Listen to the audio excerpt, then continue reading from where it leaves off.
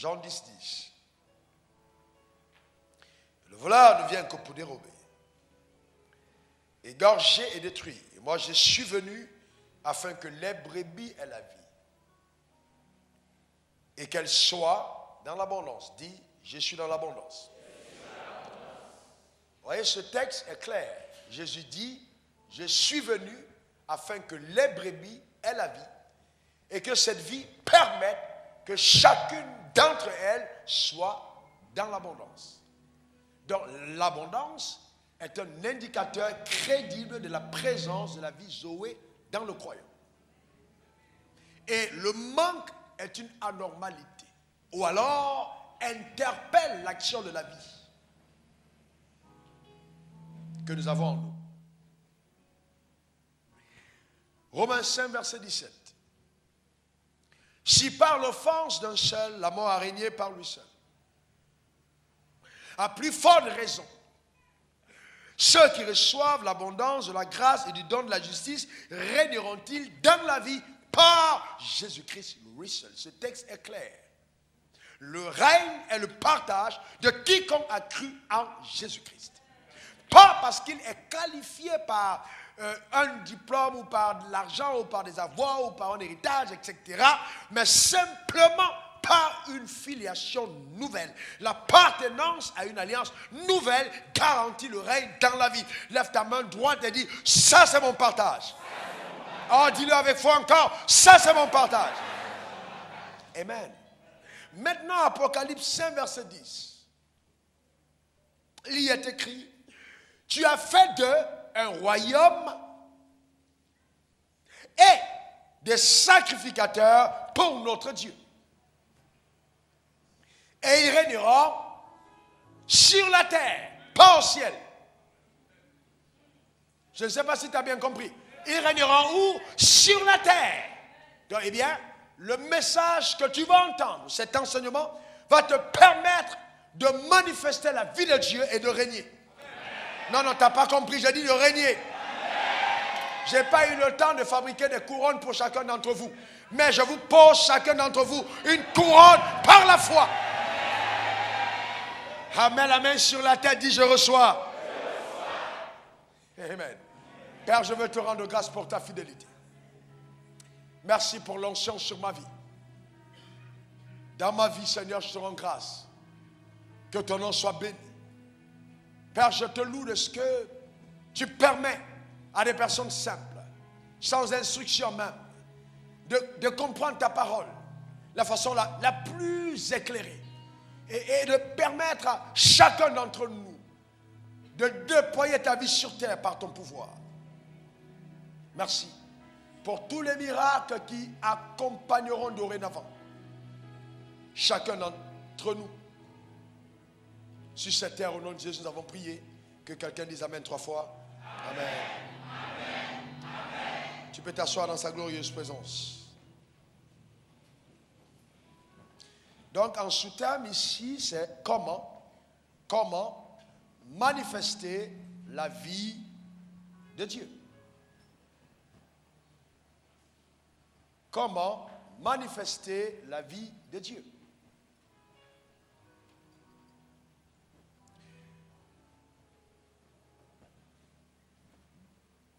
Bien-aimés, le monde dans lequel nous vivons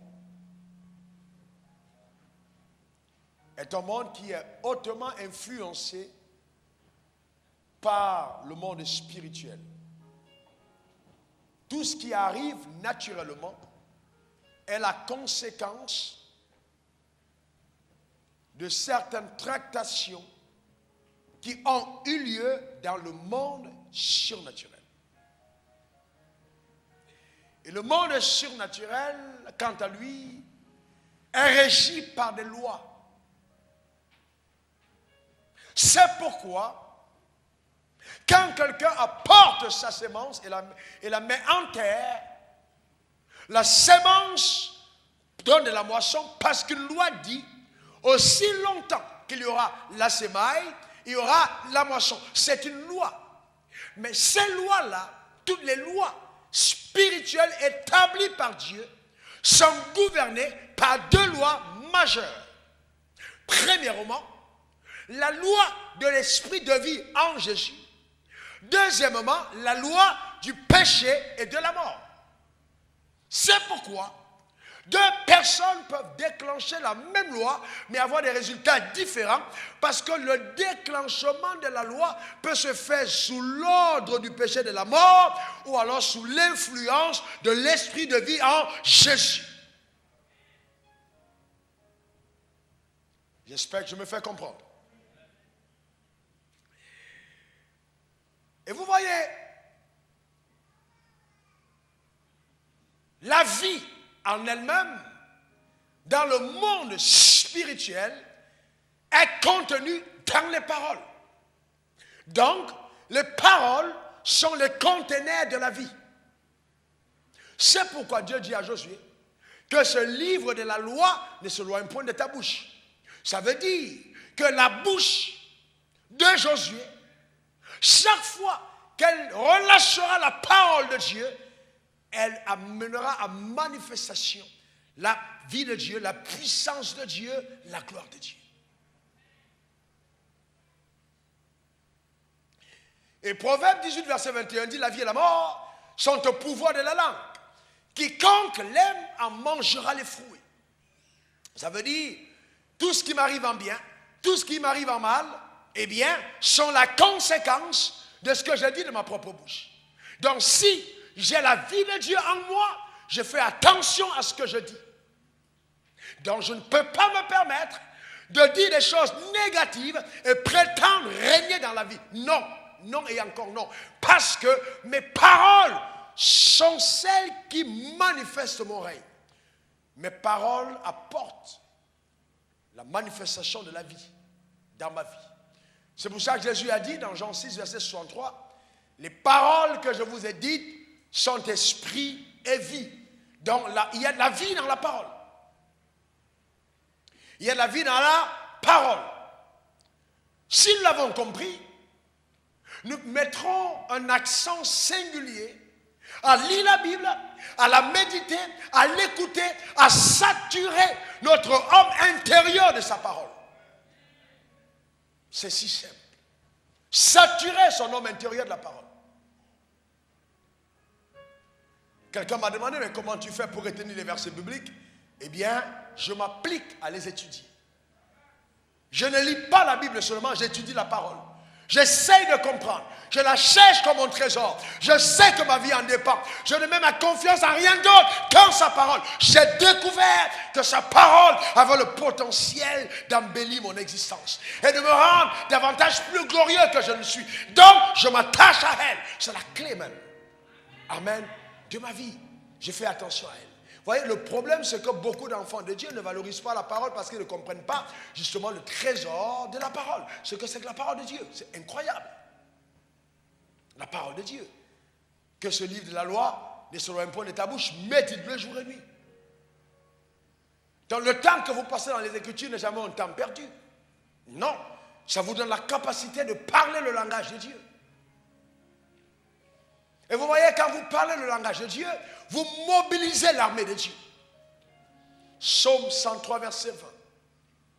Bénissez l'Éternel, vous ses anges, qui êtes puissants en force, et qui exécutez ses ordres en obéissant à la voix de sa parole. Amen. Ça veut dire quoi?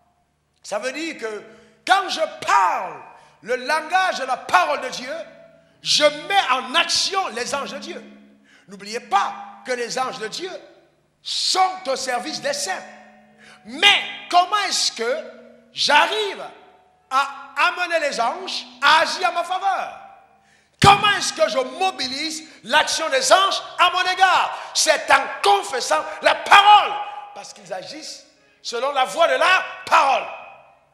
Donc, je ne peux pas mobiliser la puissance de l'armée céleste si je ne parle pas le langage de la Bible. Écoutez-moi bien. Je sais que beaucoup d'entre vous avez des Bibles. Levez la main ceux qui ont des Bibles. Il y en a qui ont 3, 4, 5. Vous l'avez dans votre armoire, vous l'avez à la cuisine, vous l'avez dans les toilettes, vous l'avez partout. C'est bien d'avoir dans les endroits stratégiques où on passe souvent du temps. Mais attention, ayez-les à ces endroits pour les transférer dans votre cœur. Car c'est la parole que vous avez mis dans votre cœur qui va créer de l'impact dans votre vie. Ce n'est pas celle qui est restée dans la Bible.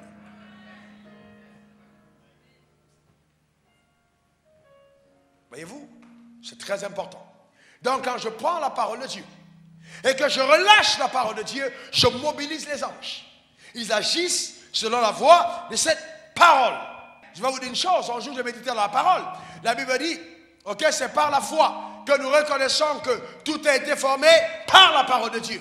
Afin que ce qu'on voit n'a pas été fait de choses visibles. Donc la matière première dans le royaume des cieux, ce n'est pas le cacao, ce n'est pas l'or, c'est la parole de Dieu.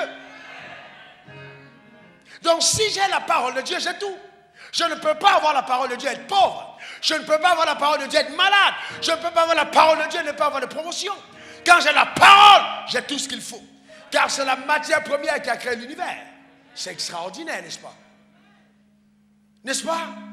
Eh bien, pourquoi donc si tu as cette richesse, ta vie ne décolle pas? Pourquoi les choses ne sont pas comme elles devraient être?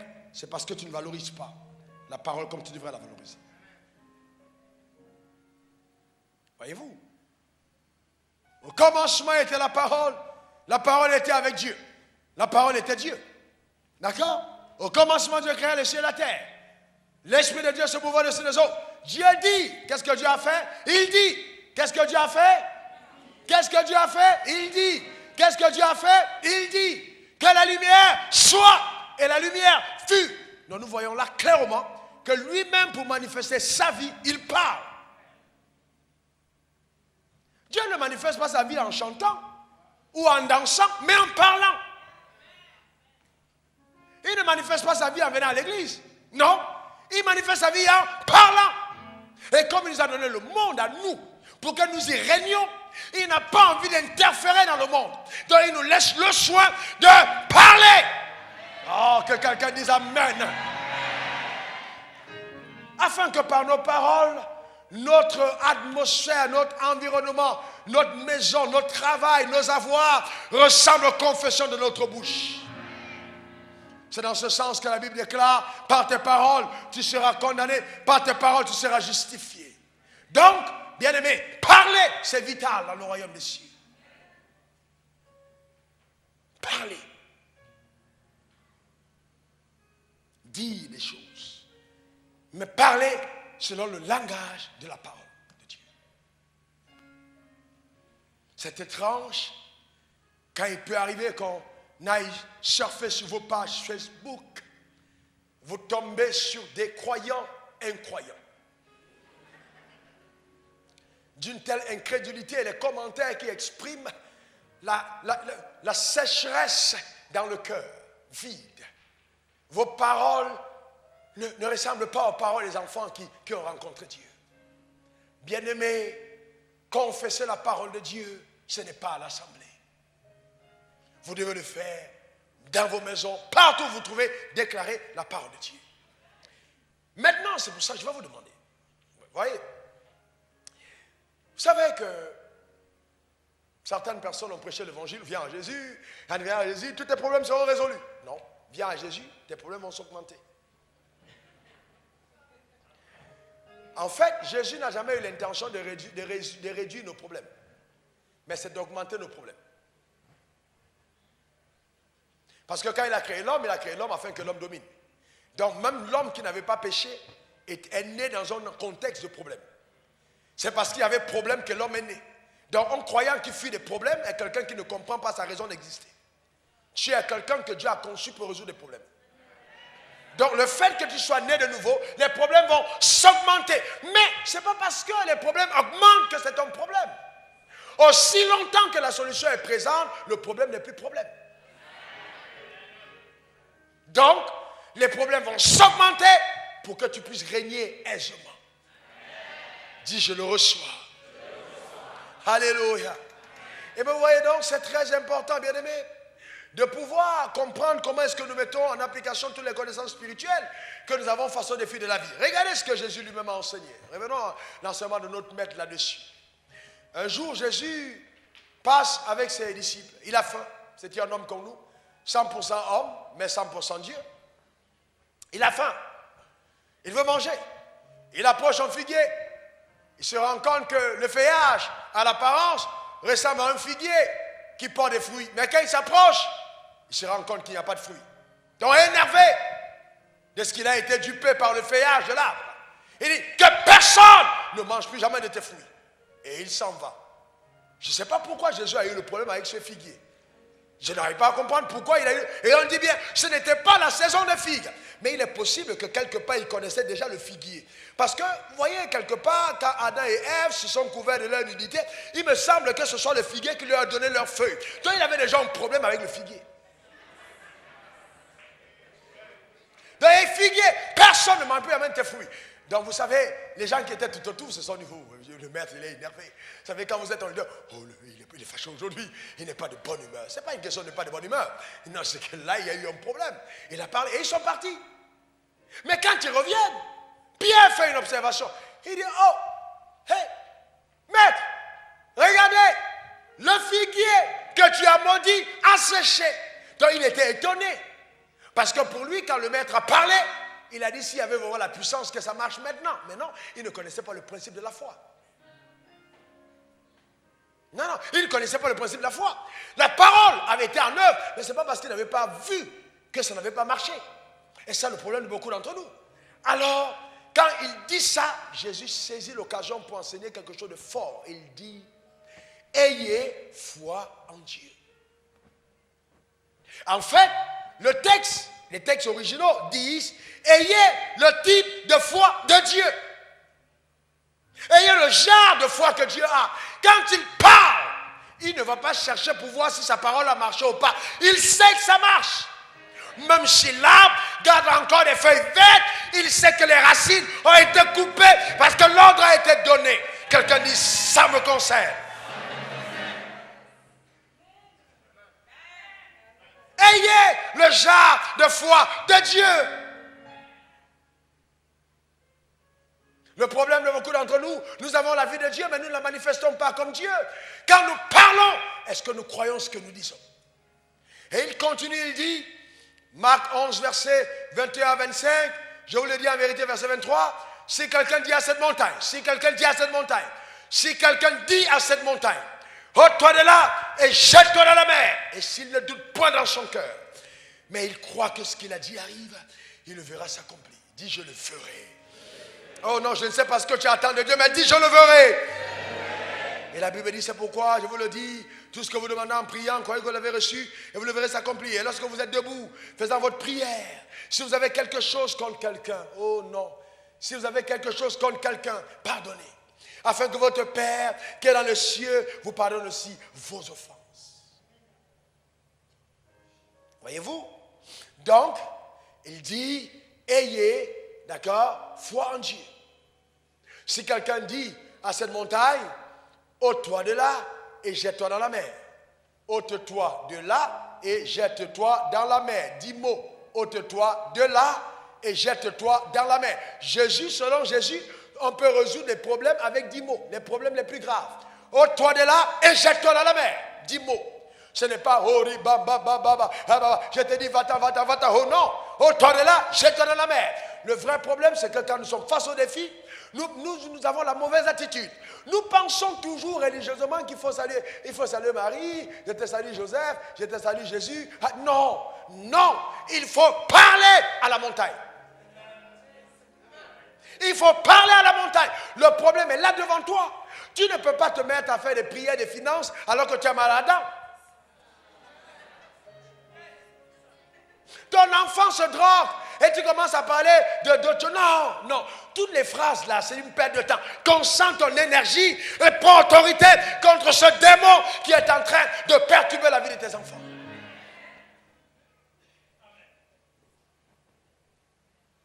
Voyez, le problème c'est qu'on ne parle pas à la montagne.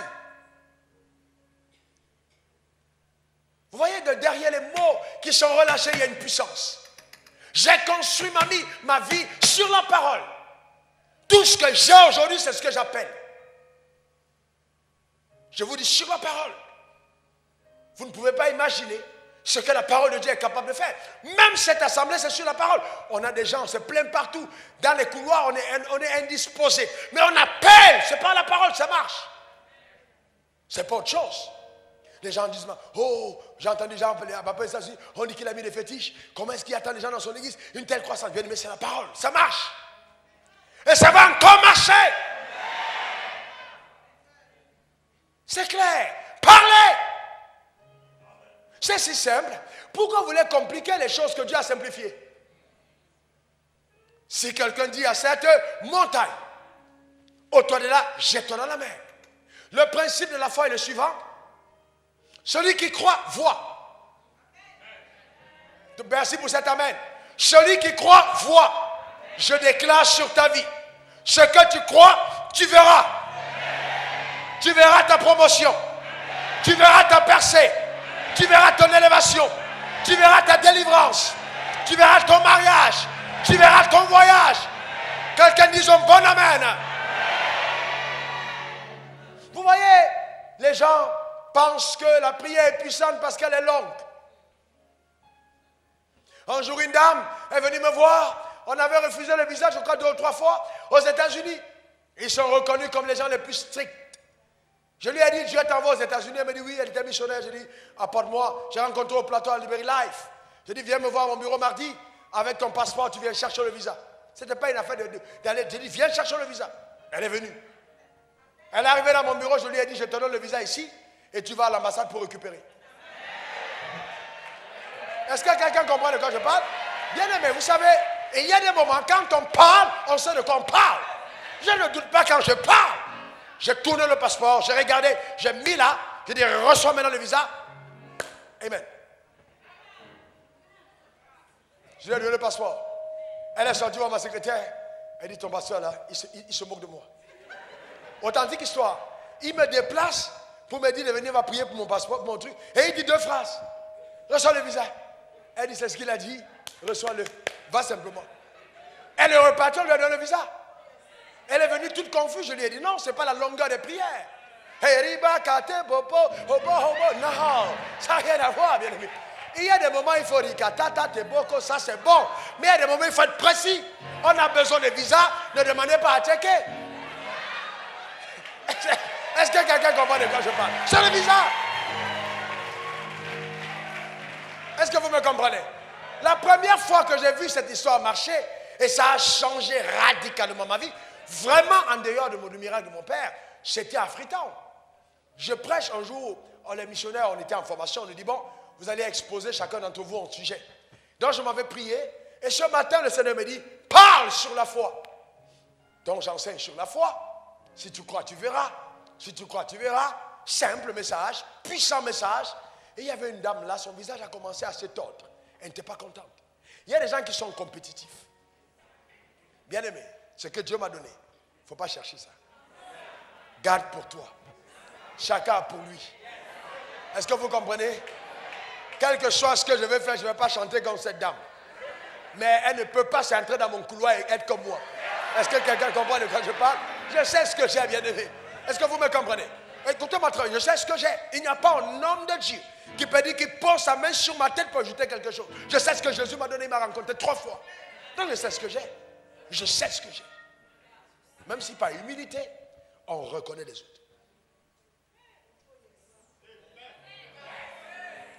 Donc, la dame a tenu, il y avait un fou qui entrait dans la salle. Vous savez, il n'y a pas de hasard. Le fou entrait dans la salle. La dame est allée chercher le fou. Elle a dit, si c'est vrai que ce que tu enseignes marche, prie pour ce fou. Je vous dis en toute honnêteté devant le Dieu que je sais, mes pieds sont devenus comme du coton. On m'a demandé de prier. Comme du coton. Vous savez, j'avais dit, j'étais enthousiaste. Maintenant, il y avait le fou. Et tout de suite, la sagesse de Dieu est entrée dans mon cœur. J'ai entendu au fond de moi une orientation. Et puis j'ai dit, Seigneur, si ça ne marche pas, ce n'est pas moi qui aurai honte. Ce n'est pas ma parole que j'ai prêchée. J'ai prêché ta parole. Le courage est revenu. Je me suis levé. Mais avec les pieds, vous savez, il y a des moments où marcher, c'est comme si vous êtes déjà dans les vapes. Les gens sont tout autour de vous, ne voyez personne autour. Et donc, j'entends une voix qui me dit, quand j'approche, j'arrive à côté. Vous voyez, il a d'abord fallu que je marche. Si je n'avais pas marché, Dieu n'aurait pas parlé. Donc j'ai avancé vers le fou, sachant que quelque chose va se faire, mais je ne savais pas quoi. J'entends une voix qui me dit, tu ne vas pas prier pour lui. Je m'arrête. Je dis oui, qu'est-ce que je fais? Ordonne à l'esprit de folie de partir. Donc vous avez quelqu'un qui a expérimenté, oui, oh fou, je te dis, oh non, je te lis. Je dis non. Instruction claire. Le problème c'est l'esprit de folie, il ne faut pas aller lier autre chose. Le gars est fou, il faut qu'il soit normal. Esprit de folie, va-t'en au nom puissant de Jésus. Et puis je dis, ok, quoi d'autre maintenant? Vous comprenez? Et le gars est là. J'entends une voix qui me dit, dis-lui d'accepter Jésus comme son Seigneur et son Sauveur personnel. Dans ma tête, il dit, mais un fou. Vous comprenez? Mais ce jour, Dieu voulait m'enseigner quelque chose. Donc, je commence à faire la prière et le gars, il répète la prière. Je fais la prière, il répète la prière. Je me dis, bon, il n'est qu'en train de répéter. Deux Américains s'approchent pour faire des photos. Il met des mains comme ça. Il dit, non, ne me filmez pas dans cet état. Laissez-moi me raser, me laver, me changer. Le gars venait d'être guéri à l'instant. Est-ce que quelqu'un comprend de quoi je parle?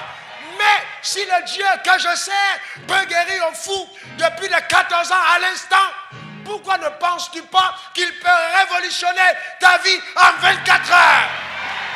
J'appelle sur ta vie ce matin une accélération de gloire en 24 heures au nom suprême de Jésus. Donne-moi un amen. Donne-moi un amen. Bien-aimé, tu es venu comme tu es venu. Il est probable que dimanche prochain, ton voisin ne te reconnaisse pas. Est-ce que quelqu'un comprend de quoi je parle? Tu es capable de choses extraordinaires. Ce gars a été guéri par la puissance de Dieu. Voyez-vous, le combat par la parole. Et voyez, la Bible dit quoi? Si tu dis à cette montagne, et qu'est-ce que nous on dit? Si le pasteur dit à cette montagne, c'est pas vrai, ce n'est pas le pasteur. Si tu dis à cette montagne, tout le monde peut dire, toi aussi tu peux dire. Tu peux dire à la montagne. N'appelle pas le pasteur pour des problèmes que tu peux régler toi-même. On t'appelle, oui, ton enfant était dans un bus. Le bus est tombé dans la lagune. On te donne le coup de fil. Ne commence pas à faire Hore Baba, Hore. Non. Tu peux Hore Baba et il se noie. Parce que les anges attendent tes ordres. Quand tu Hore Baba, c'est parce que tu cherches la solution. Mais on te dit le gars est déjà tombé. Donc le problème maintenant, c'est de décréter qu'il ne meurt pas. Qu'il puisse survivre surnaturellement. Donc dès que la personne te parle, avant même qu'elle ne tombe, tu dis attends un instant, stop ma soeur, stop mon frère. Cette personne qui vient de tomber dans le bus a une alliance avec Dieu par moi. Il ne mourra pas. Il va survivre. Vous commencez à parler, vous annoncez la chose. Le temps de trouver votre pasteur, il peut mourir noyé. Donc interviens avant qu'il ne soit trop tard. Le vrai problème, c'est que nous sommes trop religieux. Oh Seigneur, que ta volonté soit faite, que ta volonté soit faite. Oh papa, non, tu connais la volonté de Dieu. C'est que ton enfant ne meure pas. Appelle-la. Appelle cette volonté à manifestation. Amen. Voici comment est-ce que les gens qui n'ont pas de foi prient. La personne est malade. En vrai, on dit phase terminale.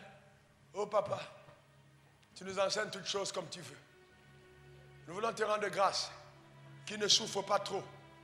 Oh, après ses souffrances, si tu veux qu'il meure. C'est pas qu'il veut qu'il meure. Là, le gars a 17 ans. Et il est en train de mourir par un cancer. Tu dis si tu veux. Dieu ne peut pas tuer quelqu'un à 17 ans. C'est pas possible. En ce moment-là, il faut envoyer une injection que les médecins n'ont pas encore découvert. Est-ce que quelqu'un comprend de quoi je parle? L'injection de la parole de Dieu. Tu envoies la parole dans son corps. À l'instant. Ça marche. Un pasteur en France m'a demandé, mais pasteur, je n'arrive pas à comprendre. Je prie, ça ne marche pas. Oui, je vous dirais, pourquoi souvent certaines personnes, ça ne marche pas. Mais ça marche toujours. Bien-aimé, si tu dis que tu pries, première chose, ne doute pas dans ton cœur. Ne doute pas dans ton cœur. Je me rappelle, j'étais avec Pasteur Franck et d'autres, avec Pougon. Un jeune homme est venu, un musulman. Il avait mal. Vous voyez dans son regard qu'il était malade. Et il a dit, je suis malade, j'ai entendu parler de la croisade, je suis venu. Comme lui-même lançant un défi à Dieu. Au même instant, ils étaient étonnés de ma réaction. J'ai dit, demande le micro. Je n'ai même pas touché. J'ai commencé à parler sur. J'ai dit, reçois la guérison maintenant au nom de Jésus. J'ai dit, maintenant fais ce que tu ne pouvais pas faire. Ce n'était pas une longue prière. Ce n'était pas, oh, j'envoie le feu. Non, le feu pourquoi? Il est malade là. Il n'y a pas de feu. Ce n'est pas une question de feu. Est-ce que vous comprenez de quoi je parle? Non, ce n'est pas une question de feu. C'est une question de retrouve la santé maintenant. C'était quelques mots. Quelques mots. Il a commencé à se tordre vers l'avant. Il ne sent pas le mal. Comme ça, il va à gauche, à droite. Lui-même, il cherchait maintenant le mal. Il tourne. Je lui ai dit, Joe, c'est parti. J'ai dit, donnez-lui le micro. J'ai dit, dis Jésus est Seigneur. Il dit, Jésus est Seigneur. J'ai dit, c'est ça. C'est lui qui t'a guéri. Est-ce que vous comprenez? Ne reculez devant aucune adversité. La vie qui est en vous est capable d'exploits inimaginables. Dis, je le crois. Donc quand tu parles, crois que ça arrive. Tu as appelé ton mari, crois qu'il arrive. Ne passe pas ton temps à regarder les frères qui entrent dans l'église. Ton mari arrive.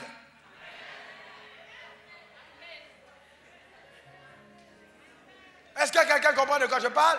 Tu as cru que ça arrive. Crois. Parce que j'ai la vie de Dieu. Dis, j'ai la vie de Dieu. Et vous voyez, la Bible dit, si tu as quelque chose dans ton cœur contre quelqu'un, pardonne. Vous ne pouvez pas imaginer combien de personnes vivent des vies sèches, des vies sans promotion, des vies sans saveur, des vies en noir et blanc, simplement parce qu'elles n'arrivent pas à pardonner. Je vous garantis que le manque de pardon dans votre vie va décolérer votre vie. Votre vie sera insipide, sans goût, parce que vous ne pardonnez pas. Et c'est triste. Nombreux enfants de Dieu. Vous êtes à l'église, viens ma soeur. Vous marchez, tu arrives devant ta soeur, tu mets le dos, tu continues, tu arrives à l'église, alléluia, alléluia. Tu viens de passer ta soeur. Amen, Dieu, j'ai reçu. Dieu dit, hey, non, tu n'es pas concerné. Il y a des affaires à régler. Tu ne peux pas avoir quelque chose dans le cœur contre quelqu'un. D'accord? Même si la personne t'a fait le tort, la Bible dit, pardonne. Car si tu ne pardonnes pas, tu muselles la vie de Dieu que tu as. Regardez les gens qui ne pardonnent pas, ils sont secs. Le visage, ils sont pâles. Ils n'ont pas de vie. Le riz est jaune. Il y a quelque chose qui vous ronge parce que vous ne pardonnez pas. C'est plus facile de pardonner, bien-aimé. Il n'y a personne sur cette terre qui peut dire que j'ai quelque chose dans le cœur contre lui. C'est pour ça, Joe, si tu me fais quelque chose, je t'appelle à l'instant, on règle ça.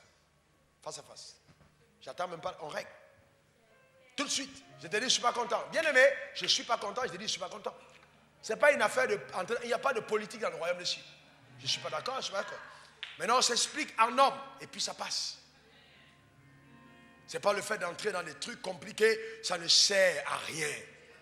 Ça ne sert à rien. Oui, mais pasteur, j'ai essayé, j'ai prié, ça n'a pas marché. Mais dans ton cœur, est-ce que tu as pardonné? Chaque fois que vous ne pardonnez pas, vous êtes en train d'exalter votre chair, l'ancienne nature, votre ancienne vie et le règne de la mort. C'est ça qui est dangereux. Mais le pardon, c'est la démonstration que vous avez accepté de marcher avec le Saint-Esprit. Jésus sur la croix a dit, pardonne-leur car ils ne savent pas ce qu'ils font. Donc si le maître a pardonné, tu dois apprendre à pardonner. Oui, pasteur, j'ai pardonné, mais vraiment je ne veux plus avoir affaire à lui. Non.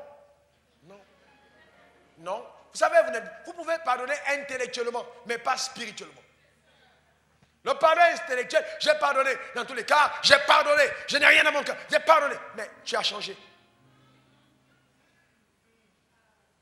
Qu'est-ce qui se passe dans ton cœur?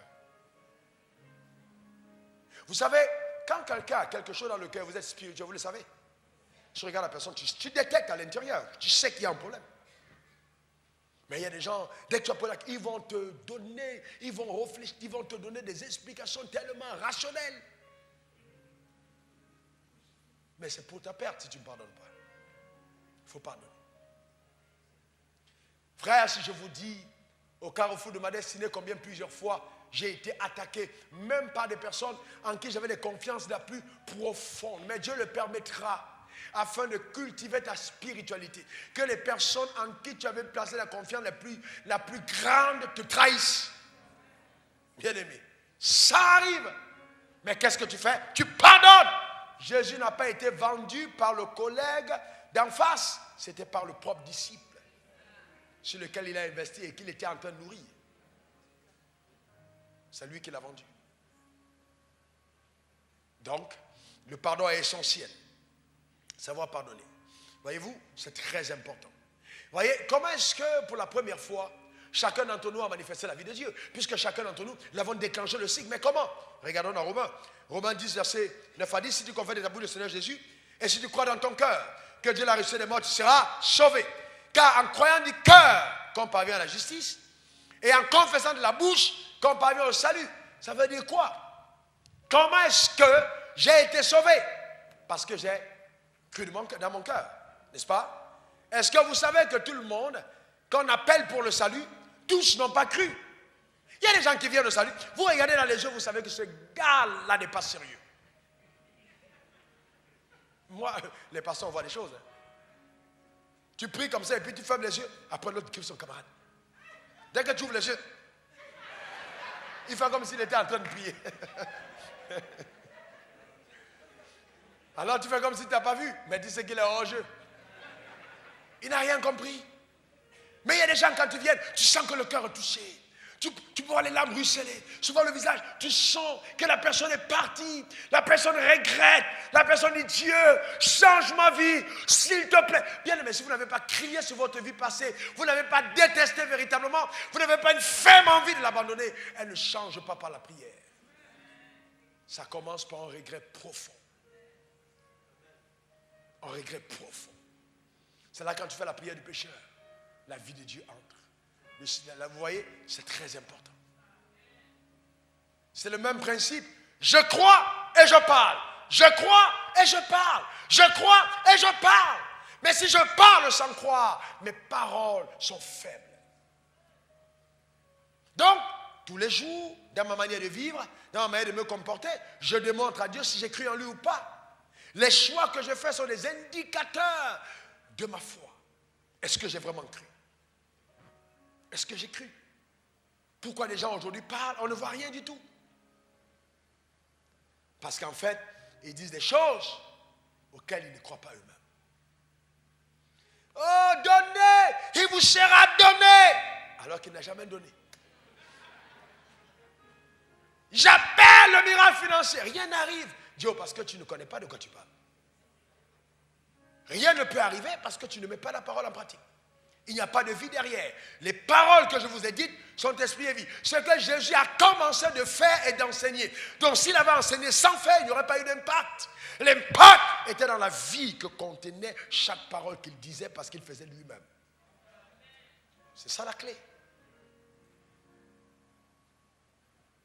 Il y a des gens qui enseignent pour les autres, mais pas pour eux. Non. Il faut mettre en pratique toi-même. Si tu crois, tu pratiques. Dans la confession de la bouche, un seul jour t'a amené à dominer la loi du péché et de la mort. Tu as fait une prière et ta vie a radicalement changé. Ton nom a été écrit dans le livre de vie. On a effacé l'acte de l'ordonnance de condamné. Tu es délivré des ténèbres à la lumière, sorti des cachots de Satan pour la gloire de Dieu. Une seule prière a radicalement changé ton histoire. Maintenant, tu t'es arrêté de prier. Prie encore. Lui qui a commencé cette belle œuvre sera la parfaite. Parle encore. Est-ce que quelqu'un comprend de quoi je parle? Parle encore. Tu as parlé pour ton salut, tu as été sauvé. Mais avant d'aller au ciel, parle encore pour que le ciel arrive sur la terre.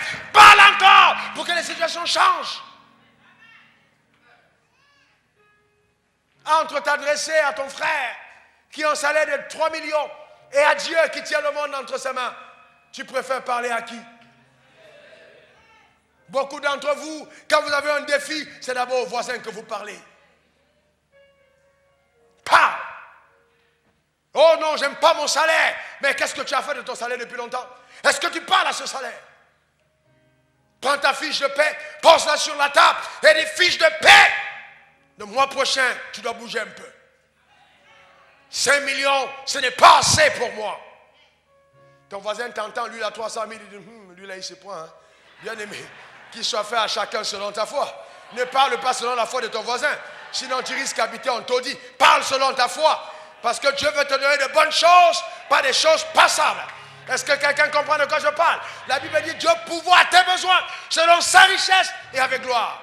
Mais exprime-le par tes paroles.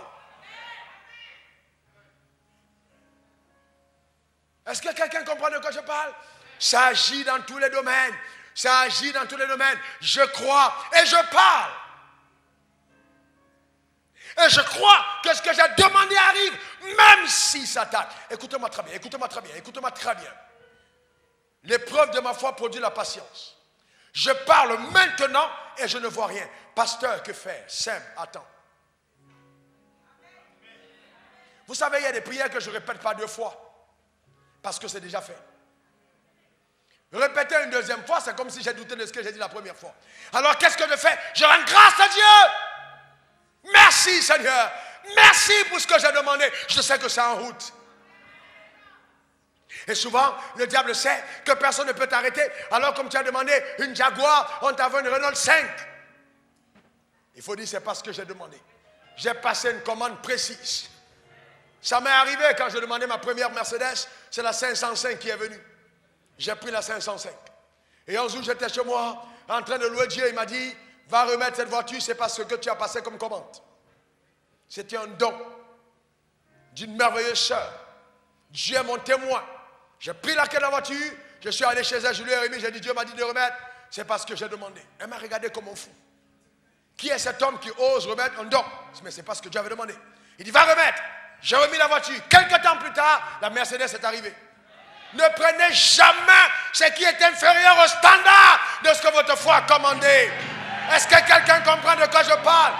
Écoutez-moi très bien. Tout exaucement n'est pas de Dieu. Le diable, sachant qu'il ne peut pas t'arrêter, va précéder l'exaucement en envoyant un standard moindre. Mais dit non, ça c'est pas pour moi. Tu as commandé un né de nouveau qui parle en langue, qui est un handsome boy, un gars élégant, un gars qui est gentleman. Ne recevras pas le gars du monde qui arrive là en te disant on peut aller prier ailleurs. Attends ce que tu as passé comme commande. La commande est personnalisée, il y a ton nom dessus. Ne panique pas, les anges sont en train de l'amener. Quelqu'un dit je le crois. Oh mais votre manière de dire je le crois, vous ne croyez pas vraiment. Dis je. Vous savez, la chienne ou la souris enceinte, la grossesse ne dure pas la même durée. Hein. Demandez à l'éléphant combien de temps ça prend. Plus c'est immense, mieux on prend. Donc quand le diable dit, oh, mais ça fait longtemps que tu pries, tu n'as pas encore vu, dis à Satan, c'est parce que ma commande est spéciale. Est-ce que quelqu'un comprend de quoi je parle? Allez-y dans une boutique et venez prendre un costume. Vous voulez prendre un costume déjà cousu, c'est à l'instant. Mais sur mesure, on est obligé de prendre des mensurations. Sur le ventre, un peu de rondeur, on dessine sur la rondeur. On jauge à côté. Et souvent, on te fait essayer, on ajuste. Parce que c'est quelque chose qui a été spécialement commandé. Ne prenez pas les bénédictions qui sont dans le tas. Prenez des choses spéciales sur mesure. Que quelqu'un dise, je reçois. Que quelqu'un dise, je reçois. La bénédiction sur mesure. Ah, dis-le, dis-le, dis-le. Alléluia. Amen.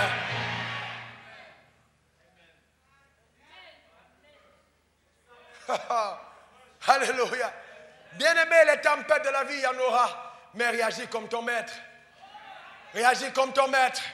Réagis comme ton maître. Bien-aimé, quand notre maître était face à la tempête et que les disciples étaient agités, il a demandé à ses disciples, pourquoi vous inquiétez? Pourquoi?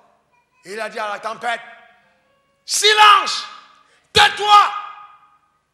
À l'instant, la tempête s'est calmée. Il est possible que la tempête dure parce que tu n'as pas encore donné un ordre. Le vrai problème, c'est que beaucoup d'entre nous ne parlent pas. Bien aimé, je vais vous dire une chose. Tout ce que Dieu vous donne est sérieusement combattu. Je sors d'un combat d'une promesse annoncée dimanche, annulée mercredi. J'ai révoqué l'annulation jeudi et le contrat signé vendredi. Ce n'est pas une affaire de... Non. Le diable comment te dit, oui, tu as commencé à jubiler. Non. J'ai dit, hé, monsieur le diable, ramène ça. Ramène-moi ce contrat. Repose-le là. C'est mon contrat. Vous comprenez de quoi je parle? Je n'ai pas à arriver au bureau, je garde la voiture, je parle. J'appelle le contrat, par la foi. Si je connais les noms des personnes concernées, je dis, hé, à toi, reviens sur ta position. Toi, remets dans ce sens. La Bible dit que le cœur des rois entre les mains des hommes, il les incline leur vœu, tel un courant Dieu. Dieu incline le cœur des hommes. Donc tu peux parler. Ce gars qui s'amuse avec ton dossier ne dormira pas la nuit. Est-ce que quelqu'un comprend de quoi je parle? Ton téléphone va sonner à 4h05 du matin parce qu'il a des insomnies concernant ta cause. Il faut que tu prennes des décrets. Dis je règne. Est-ce que quelqu'un me comprend? Alléluia. Donne-moi un bon amen. Je sens la gloire de Dieu dans cet endroit. Donne-moi un bon amen.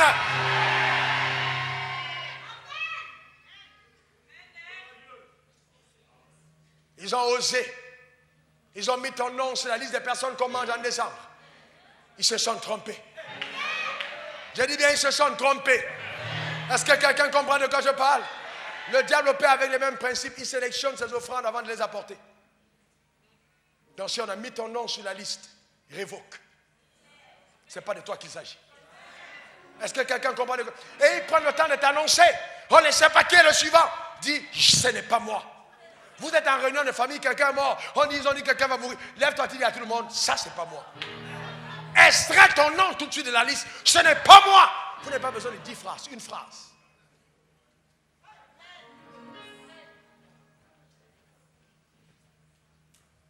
Quand il y a eu la bataille sur les histoires des arbres, on a dit il va mourir. J'ai affronté les esprits guerriers dans mon sommeil. Ils sont venus armés d'armes redoutables. Ils sont passés devant moi, je les ai regardés. Après, les armes ont commencé à tomber, les balles commençaient à tomber, ils sont partis. Je me suis réveillé. Donc, cette oppression que je sentais d'un vent qui était de m'attaquer tous les jours a cessé. Le combat avait été remporté. Ce n'est pas une affaire de 7 jours de jeûne, une parole. Les anges de Dieu travaillent avec. Vous ressentez le danger, parlez. Dites à la tempête, calme-toi. Est-ce que ça va? N'oubliez pas que les gens qui vous attaquent ont leur Dieu. Mais quand les dieux s'affrontent, on saura qui est le vrai Dieu. Hey! Alléluia! Amen. La Bible dit dans 1 Samuel 17 que Goliath maudit David par ses dieux. Il a maudit David par ses dieux parce qu'il était mystique. Il pensait être dans une loge élevée. David s'est tenu dans la loge la plus élevée parce qu'il était au 3e ciel et Goliath était au 2e. En disant, si tu veux m'attaquer mystiquement, je vais te montrer le grand frère. Dis à ton voisin, personne ne peut m'atteindre mystiquement parlant.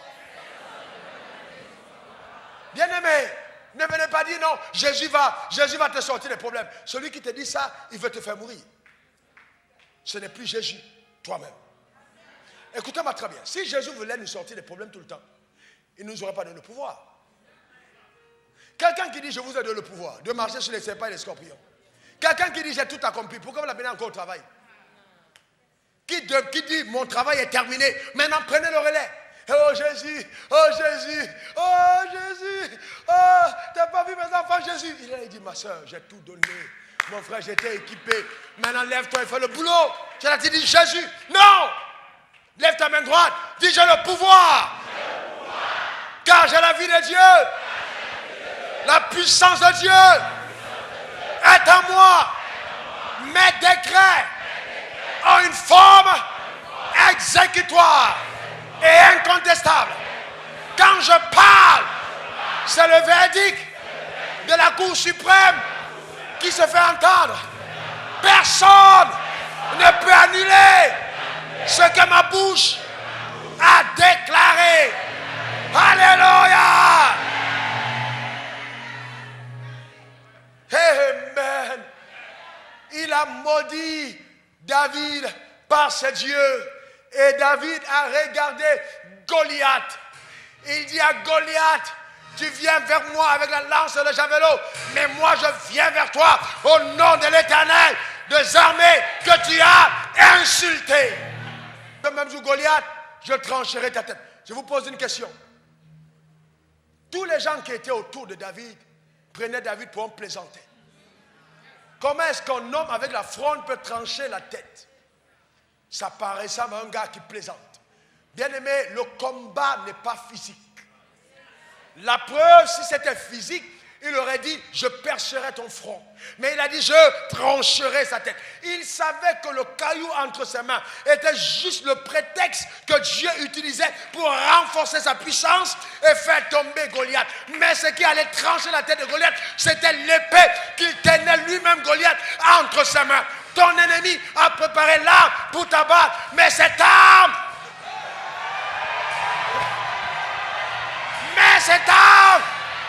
retour à l'expéditeur. Celui qui voulait trancher ta tête finira la tête tranchée. Quelqu'un dit je reçois. Quelqu'un dit c'est pour moi. Alléluia. Bien-aimés, ne restez pas dans les complexes africains. Oh non, il s'agit de ma tante, donc je dois faire doucement. Bien-aimé, si ta tante t'appelle et parle mystiquement, réponds mystiquement. Est-ce que quelqu'un comprend de quoi je parle? Ce n'est pas une affaire de politesse dedans. Tanti, si tu oses dire, je te garantis, je t'accompagne à Williamsville. Tonton, ne touche pas ce domaine, parce que là, je suis ton grand frère. N'ose pas avec moi dans ce domaine. Bien-aimé, si je n'étais pas violent, il serait déjà mort. Et vous aurez eu un autre pasteur. Quand ta vie tombe, on te dépasse. Personne ne doit la toucher avant l'heure. Est-ce que vous comprenez? Soyez violents. Soyez violents. J'ai eu un songe. Oh oui, j'ai vu une flèche venir vers moi. Et puis quand elle a été à 2 mètres, je me suis réveillé. Tu sais pourquoi tu t'es réveillé? Parce que c'est en train d'arriver. Et Dieu te réveille pour que tu annules.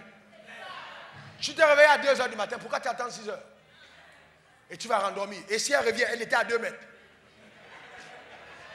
Est-ce que quelqu'un comprend de quoi je parle? Dieu te réveille à 2 mètres de la flèche. 10 flèches, retourne vers là où tu viens. Retourne tout de suite. Tu ne m'atteindras pas. J'ai une alliance avec Dieu. Couvre-toi du sang de l'agneau. Fais rentrer la flèche. Les gens de ton village vont commencer à faire répandre des bruits sur toi pour dire que tu es sorcier. En fait, ceux qui t'appellent sorcier t'ont tenté dans la sorcellerie mais n'ont pas pu t'avoir. Et ils sont convaincus que tu as une sorcellerie élevée. Je décrète sur ta vie, en vertu du pouvoir que le ciel m'a conféré, que ta vie ne sera pas arrachée subitement.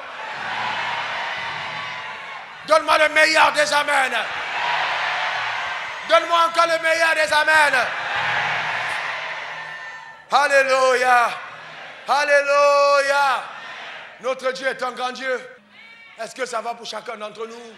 Notre Dieu est puissant. Dis, je ne mourrai pas avant mon heure. Encore, je ne mourrai pas avant mon heure.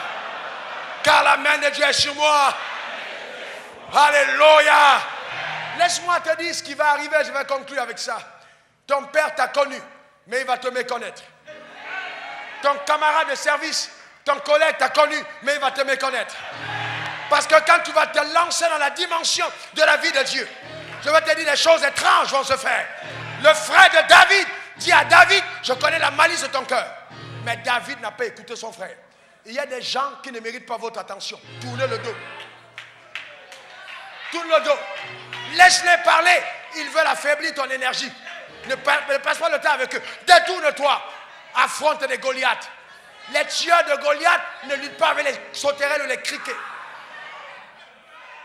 Est-ce que quelqu'un comprend de quoi je parle? Il y a des gens qui veulent te rendre célèbre en s'attaquant à toi. Ne descends pas à leur niveau. Oh, tel a parlé de toi, tel a fait une mission sur toi. Je ne réponds jamais. Parce qu'il essaye de aller au même niveau. Il y a des combats, amen, que je mène qui ne font pas que je vais aller dans ça. Je me détourne. Ça peut être ton frère, mais je tourne le dos. Est-ce que vous comprenez? Il peut être dans la foi avant moi, mais je tourne le dos. Ce n'est pas parce que tu es dans la foi avant moi qu'on a les mêmes destinées. Quand il est arrivé chez Saül, Saül a regardé David parce qu'on lui a dit ce qu'il disait. Il dit, Joe, viens. Est-ce que je peux voir quelqu'un? Je l'en viens. Et il dit, viens, je te donne mon manteau. Il enlève, il donne.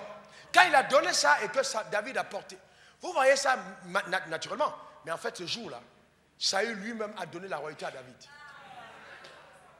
David l'a porté, mais il a dit, je ne continue pas avec l'ancien système. Je prends la royauté, mais je laisse l'ancien système. Maintenant, je vais opérer dans une autre dimension. Je montrerai à Israël que notre Dieu ne lutte pas avec les armes physiques. Ta royauté a été donnée parce qu'on est venu de mettre la filoture d'huile sur la tête. Mais moi, c'était la corne d'animal qui m'a oint. Donc, c'était l'alliance avec Dieu. Je vais montrer à Israël que je suis un fils d'alliance.